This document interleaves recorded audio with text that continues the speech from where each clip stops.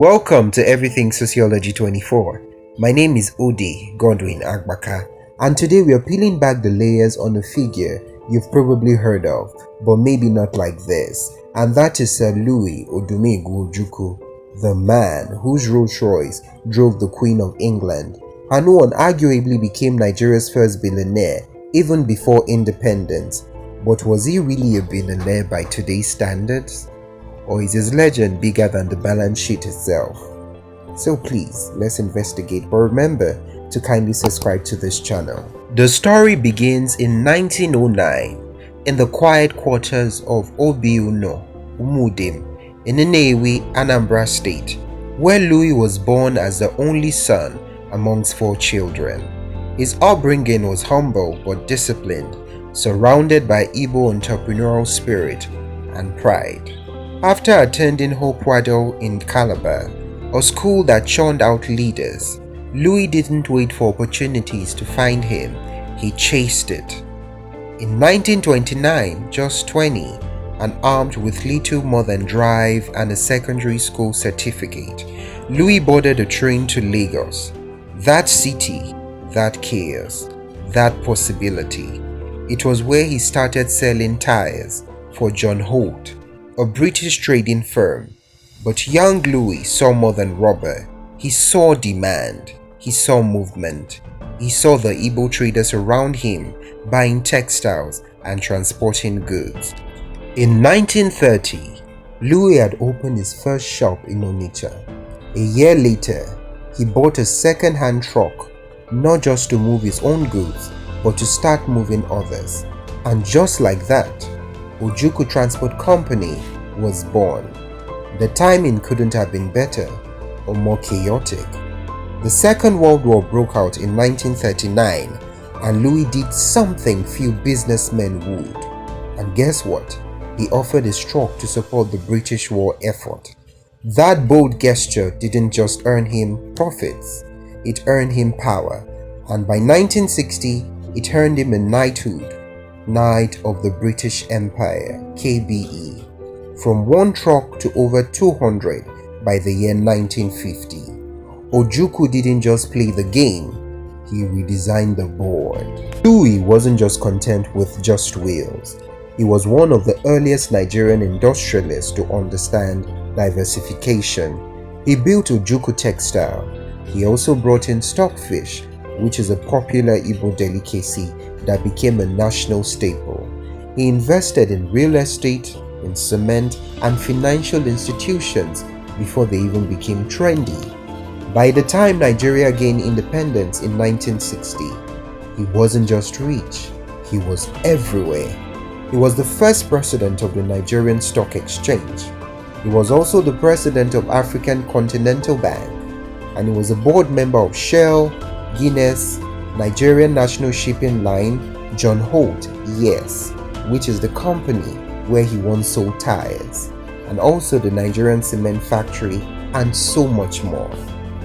In 1958, Louis worked closely with Dr. Nnamdi Azikiwe, the first president of Nigeria, to craft regional economic policy for the Eastern region. He was offered the finance minister role in 1960. Imagine that. Power, prestige, and policy control. But guess what? He said no. Why? According to sources, he believed he could do more for Nigeria in the boardroom than in politics. A visionary move. Or was it a missed opportunity, you may ask? That's for history, certainly, to judge. There is an iconic image that lingers in Nigeria's colonial memory, and that is Queen Elizabeth II riding in a Rolls Royce Silver Wraith during her 1956 visit. That particular car, according to many reports, belonged to none other than Louis Ojukwu, though some may argue with this, claiming it was owned by the Emir of Kano's lineage. The symbolism is too powerful to even ignore. This wasn't just a car, it was a statement at that point in time.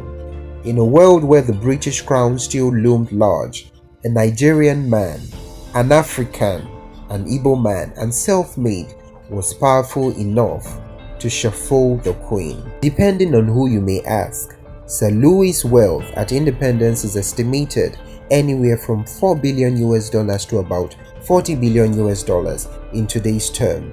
Why the difference, you may ask? Some, like Wikipedia and different online sources, play it safe at the $4 billion mark, adjusting modestly for inflation. Others, like Forbes Africa, push the upper ceiling, factoring in compound interest, asset inflation, and real estate expansion.